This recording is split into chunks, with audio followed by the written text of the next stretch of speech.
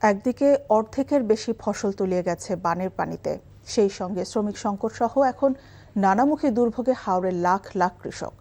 থেমে থেমে বৃষ্টির সঙ্গে অব্যাহত রয়েছে নদ নদীর পানি বৃদ্ধিও, তাই দুশ্চিন্তা পিছু ছাড়ছে না হতাশ কৃষকদের।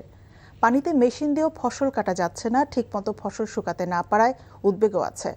এদিকে শীঘ্রই কৃষকদের মাঝে নগদ অর্থ, চাল বিতরণ শুরুর কথা জানিয়েছে কৃষি বিভাগ। কিশোরগঞ্জ, সিলেট, মৌলভীবাজার, সুনামগঞ্জ, হবিগঞ্জ ও ব্রাহ্মণবাড়িয়ায় অতিবৃষ্টি ও পাহাড়ি ঢলে অন্তত ৪৭,০০০ হেক্টর জমির বোরো ধান ক্ষতিগ্রস্ত হয়েছে। আর্থিক ক্ষতির পরিমাণ অন্তত ৭৫০ কোটি টাকা। তবে কৃষি বিভাগের তথ্যের সঙ্গে একমত নন হাওর নেতা ও কৃষকরা। তাদের দাবি ক্ষতির পরিমাণ দ্বিগুণেরও বেশি। হাওরের ফসল যা বাঁচানো গেছে তাও আধা পাকা অবস্থায় কাটতে হয়েছে। এখন সেই ধান বিক্রি করতে হচ্ছে ৬৫০ টাকা মণ দরে। কৃষকদের অভিযোগ, উৎপাদন খরচ বাদ দিয়ে লোকসানের মুখে পড়তে হচ্ছে তাদের। জাতীয় নাগরিক পার্টি এনসিপিতে যোগ দিয়েছেন বিভিন্ন দল থেকে আসা ৩ শতাধিক নেতাকর্মী। সকালে রাজধানী বাংলা মোটরে দলটির কেন্দ্রীয় কার্যালয়ে তারা এনসিপিতে যোগ দেন। তাদের বরণ করে নেন দলের সিনিয়র যুগ্ম আহ্বায়ক আরিফুল ইসলাম আদিব। তিনি জানান, রাজধানী বিভিন্ন ওয়ার্ড ও থানা থেকে আসা কয়েকটি রাজনৈতিক দলের ৩০০ নেতাকর্মী যোগ দিয়েছেন, যাদের মধ্যে ১২০ জন নেতাকর্মী উপস্থিত হন। আরিফুল ইসলাম আদিব তাদের দলে স্বাগত জানান।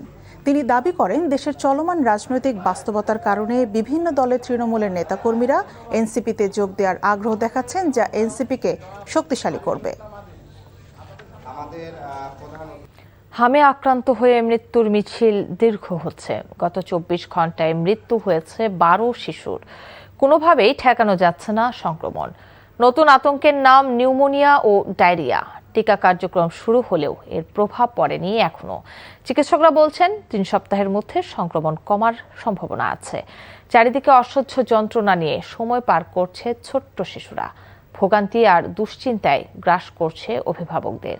আপেল শাহরিয়ারের রিপোর্ট।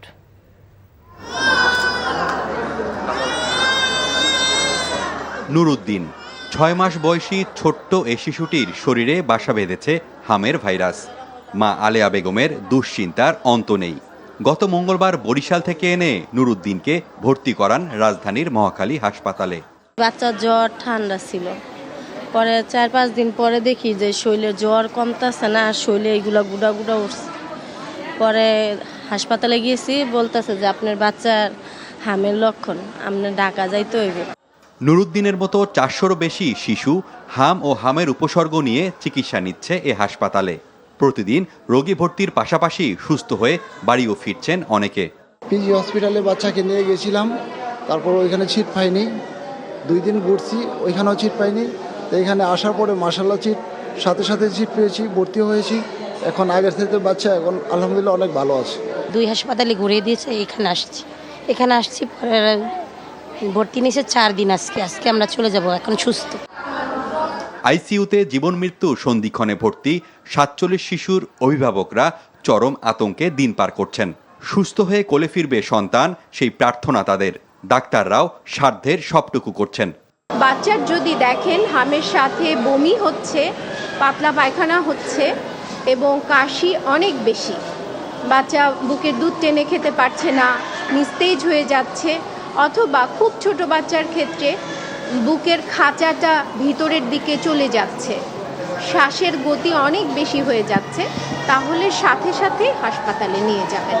এদিকে হাম পরিস্থিতি স্বাভাবিক রাখতে সিটি কর্পোরেশন এলাকায় টিকা কার্যক্রম আরও জোরদার করার উদ্যোগ নিয়েছে নগর প্রশাসন। Apple Shahriar, NTV news, Dhaka.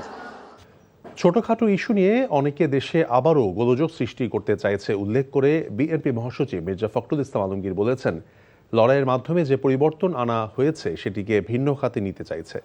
নওগাঁর পুতিসরে রবীন্দ্রনাথ ঠাকুরের জন্মজয়ন্তীর অনুষ্ঠানে তিনি কথা বলেন। তিনি বলেন, একটি হতাশাবাদী গোষ্ঠী সমাজকে অস্থির করে রাখতে চায়।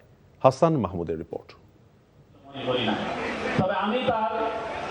বিশ্বকবি রবীন্দ্রনাথ ঠাকুরের স্মৃতিবিজড়িত নওগাঁর আত্রাইয়ের পতিসর কাচারি বাড়িতে কবির ১৬৫তম জন্মজয়ন্তীর অনুষ্ঠান উদ্বোধন করেন স্থানীয় সরকার মন্ত্রী ও বিএনপি মহাসচিব মির্জা ফখরুল ইসলাম আলমগীর।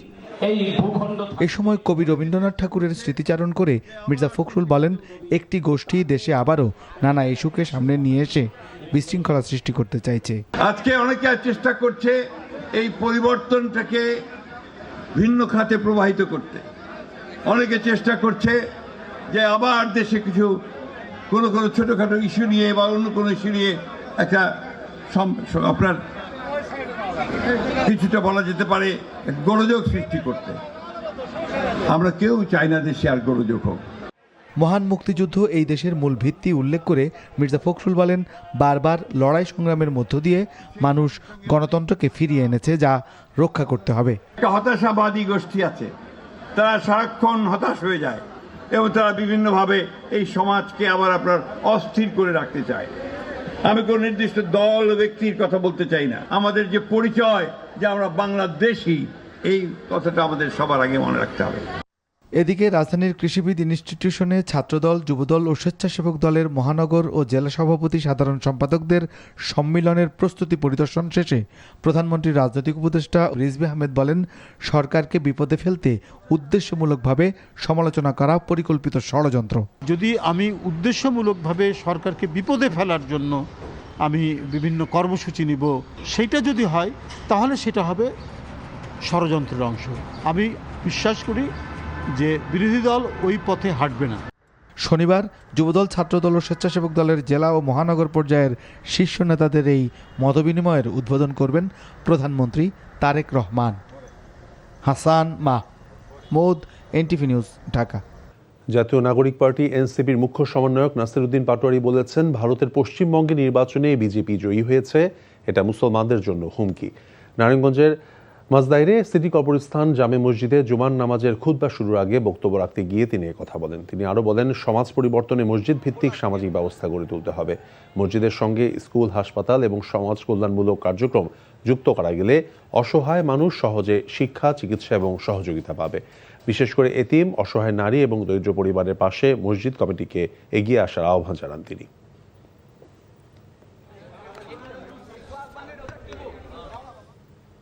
বৈষম্যহীন বাংলাদেশ গড়ার প্রত্যয়ে দেশের মানুষ আন্দোলন করলেও নতুন সরকার আবারও পুরনো ধারায় চলছে বলে অভিযোগ করেছেন জামায়াতে ইসলামীর সেক্রেটারি জেনারেল মিয়া গোলাম পরওয়ার। একই সঙ্গে তিনি বলেন, দেশের ব্যবসা বাণিজ্য এবং শিল্প খাত সহ সব ক্ষেত্রে স্বাধীন সিদ্ধান্ত নিশ্চিত করতে হবে। রাজধানীর ডিপ্লোমা ইঞ্জিনিয়ার্স ইনস্টিটিউটে বাংলাদেশ রেলওয়ে এমপ্লয়িজ লীগের কেন্দ্রীয় দ্বিবার্ষিক সম্মেলনে অংশ নিয়ে এসব কথা বলেন মিয়া গোলাম পরওয়ার। তিনি বলেন, কোনো দেশের প্রেসক্রিপশন মেনে নয়, দেশের স্বার্থকে অগ্রাধিকার দিয়ে রাষ্ট্র পরিচালনা করতে হবে। ন্যায়ভিত্তিক এবং বৈষম্যহীন বাংলাদেশ গঠনে সরকারের প্রতি আহ্বান জানান তিনি। পাশাপাশি রেল শ্রমিক সহ সব শ্রমিকের ন্যায্য অধিকার নিশ্চিত করার দাবি জানান। এ সময় সংগঠনের নেতাকর্মীরা আগামী জাতীয় বাজেটে রেল খাতকে বিশেষ গুরুত্ব দেওয়ার আহ্বান জানান। স্বাধীনতা, গণতন্ত্র অর্থ হলো শুধু একটা ভূখণ্ডে একটা পতাকা, একটা জাতীয় সঙ্গীত নয়। আমার রাজনীতি, আমার ট্রেড ইউনিয়ন, আমার গণতন্ত্র, আমার নির্বাচন, আমার ব্যবসা বাণিজ্য, আমার সীমানা স্বাধীন থাকবে, আমার পানি সমস্যা, আমার বর্ডার সমস্যা, আমার ব্যবসা বাণিজ্য, আমার ট্রেড ব্যালেন্স, এই সব ব্যাপারে আমরা স্বাধীন থাকব। কোন দেশের নির্দেশে আমার দেশ চলবে। বিশ্বকবি রবীন্দ্রনাথ ঠাকুরের ১৬৫তম জন্মতিথি আজ। কবিতা, উপন্যাস, ছোট গল্প সহ সাহিত্যের প্রায় সব শাখায় তার সার্থক উপস্থিতি সমৃদ্ধ করেছে বাংলা ভাষাকে।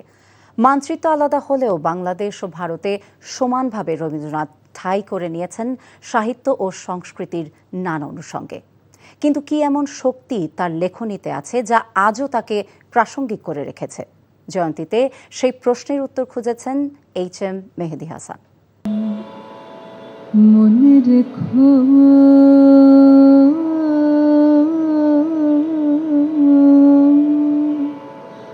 তবু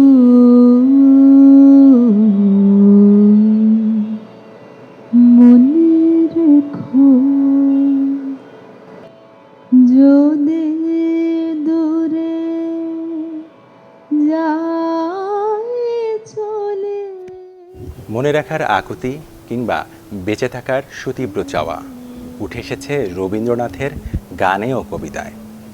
1861 সালে জন্ম নেওয়া বাঙালিরই মহাপুরুষ সমৃদ্ধ করেছেন বাংলা ভাষা ও সাহিত্যকে, পেয়েছেন নোবেল পুরস্কার। 1941 সালে প্রয়াণের এত বছর পরেও বাঙালির যাপিত জীবনে কতটা প্রাসঙ্গিক রবীন্দ্রনাথ কিংবা রবীন্দ্রনাথের সাহিত্যকর্ম। আজি হতে শতবর্ষ পরে কে তুমি পড়িছ বসি আমার কবিতাখানি কৌতূহল ভরে, আজি হতে শতবর্ষ পরে। এখন চলছে 1433 বঙ্গাব্দ। এখনও রবীন্দ্রনাথ বাঙালির হৃদয়ে সমপরিমাণ প্রাসঙ্গিক। এজন্য যখনই বাঙালির মধ্যে কোনো অশুভ শক্তি, কোনো সংকট দেখা দিয়েছে, রবীন্দ্রনাথ তাদেরকে দেশের প্রতি ভালোবাসায়, মমতায় তিনি উজ্জীবিত করেছেন।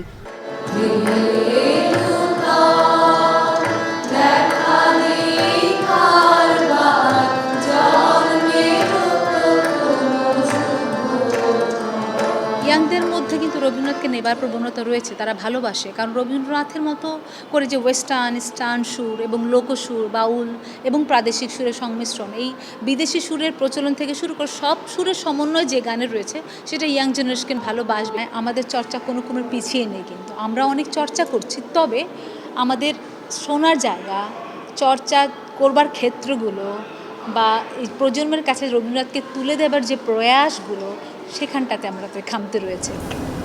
বাংলাদেশের মানুষের সাথে রবীন্দ্রনাথের রয়েছে আত্মিক সম্পর্ক। কখনো রবীন্দ্রনাথ হয়ে উঠেছেন প্রতিবাদের ভাষা কিংবা সাংস্কৃতিক হাতিয়ার। তবে ভারতের পশ্চিমবঙ্গের চিত্রটা কিছুটা ভিন্ন। হিন্দি ও ইংরেজির প্রভাবে এখানে তরুণদের মাঝে কিছুটা কোণঠাসা হয়ে পড়েছে রবীন্দ্রচর্চা। তবে শান্তি ও স্বস্তির প্রয়োজনে রবীন্দ্রনাথেই ফিরতে হবে বলে মনে করেন সে দেশের শিল্প, সাহিত্য ও সংস্কৃতির সুধীজন। রবীন্দ্রনাথ আছে বলেই মানে সংস্কৃতির জায়গা থেকে ভাষাগতভাবে আমরা পুরোপুরি দেউলে হয়ে যাব না কোনোদিনই। মানে উনি আমাদের একটা রিজার্ভ ব্যাংকের মতন রয়েছেন। বাংলা ভাষার চর্চাটাই একটা খুব সংকটের জায়গায় দাঁড়িয়ে রয়েছে পশ্চিমবঙ্গে এবং ভারতবর্ষে উভয় ক্ষেত্রে। আমার কাছে মনে হয় এখনো খুবই প্রাসঙ্গিক। তবে শুধুমাত্র একদিন রবীন্দ্র জয়ন্তী পালন করলে হয় না, রবীন্দ্রনাথকে আরো গভীরভাবে অধ্যয়ন করা উচিত। যে তার সমাজ সম্পর্কে তার দৃষ্টিভঙ্গি, এটা কিন্তু একেবারেই খুব মুক্ত চিন্তা এবং বিশ্ব মানবিক দৃষ্টিভঙ্গি, সেটা কিন্তু এখনো আছে, চিরদিনও থাকবে।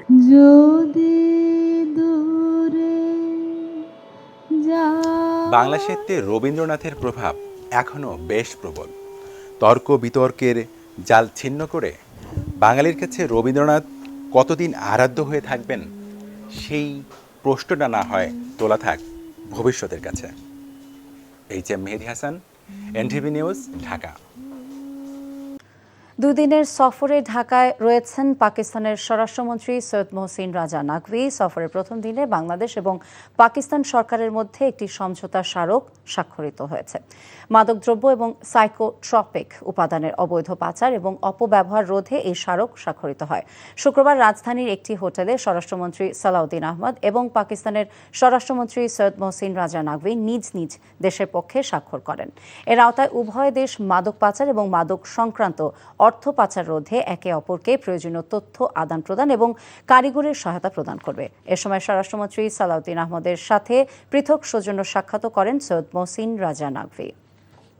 তথ্য সম্প্রচার মন্ত্রী জহিরুদ্দিন স্বপন বলেছেন, শাপলা হত্যাকাণ্ড সহ 2024 পর্যন্ত সকল মানবতা বিরোধী অপরাধকে তামাদি হতে দেবে না সরকার। সুষ্ঠু তদন্তের মাধ্যমে বিচার করা হবে অপরাধীদের। আর খেলাফত মজলিসের আমির মামুনুল হক জুলাই শহীদদের মতো যারা শাপলা হত্যাকাণ্ডের শিকার, তাদের রাষ্ট্রীয় সম্মাননা দেওয়ার দাবি জানান। জাতীয় জাদুঘরে শাপলা স্মৃতি সংসদ আয়োজিত আলোচনায় এসব কথা বলেন তারা। রিপোর্টে আরও জানাচ্ছেন জাহিদ রহমান। 2013 সালের 5 মে শাপলা চত্বরে হেফাজত ইসলামের সমাবেশে নারকীয় তাণ্ডব চালায় তৎকালীন আওয়ামী লীগ সরকার। সেই স্মৃতিকে তুলে ধরতে শাপলার শহীদ স্মৃতিগাথা শীর্ষক মাদ্রাসা শিক্ষার্থীদের অংশগ্রহণে বিভিন্ন প্রতিযোগিতার বিজয়ীদের মাঝে পুরস্কার বিতরণী অনুষ্ঠানের আয়োজন করা হয়। শাপলা চত্বরে নিহত শহীদদের সম্মান দেওয়ার পাশাপাশি রাষ্ট্রীয় মদদে সে হত্যাকাণ্ডের বিচার দাবি করেন অনুষ্ঠানে অংশ নেয়া বক্তারা। সার্বজনীন আন্দোলন এবং সংগ্রাম যেটাকে বলা হয়, সেটা আক্ষরিক অর্থেই শাপলার সংগ্রামটা ছিল। কাজে এই শাপলার শহীদদেরকে রাষ্ট্রীয়ভাবে একটা সম্মান আপনারা দেন। সংবিধান থেকে আল্লাহর উপর ঈমান এবং অবিচল আস্থা তুলে দেওয়া, ইসলামী চেতনা, মূল্যবোধ, জাতিসত্তার বিরুদ্ধে একের পর এক নাস্তিক, মুরতাদ, আগ্রাসী আধিপত্যবাদীদের দালালরা যেভাবে ইসলামের শক্তির উপরে হায়নার মতো ঝাঁপিয়ে পড়তে লাগলো। সামনে আরো কঠিন হতে যাচ্ছে। আমাদের সীমান্তে উগ্রবাদীরা আরো শক্তিশালীভাবে আবির্ভূত হয়েছে। এই লড়াইয়ের সামনে আমাদেরকে একসাথে রাজপথে সরব থাকতে হবে। ফ্যাসিস্ট সরকারের আমলে গণতন্ত্রকামী মানুষ নানা নির্যাতনের শিকার হলেও যে ঐক্য ছিল তা ধরে রাখার আহ্বান জানান তথ্যমন্ত্রী। বাংলাদেশে কোনো অপরাধকে আমরা তামাদি হতে দেব না। সে অপরাধ যেই করুক না কেন, 1971-এর মুক্তিযুদ্ধের গণহত্যা থেকে শুরু করে শাপলা চত্বরের এই হত্যাকাণ্ড পর্যন্ত, যাহা হত্যাকাণ্ড, যাহা মানবতা বিরোধী, যাহা অন্যায়, যাহা ন্যায্যতার বিরুদ্ধে এবং যা সর্বশক্তিমানের আইনের বিরুদ্ধে, তেমন কোনো অপরাধকে আমাদের সরকার তামাদি হতে দেবে না। ফ্যাসিবাদ বিরোধী ঐক্য ধরে রাখা গেলে সব শহীদদের প্রতি যথাযথ সম্মান দেখানো সম্ভব বলেও জানান মন্ত্রী। Zahid Rahman, NTV news, Dhaka.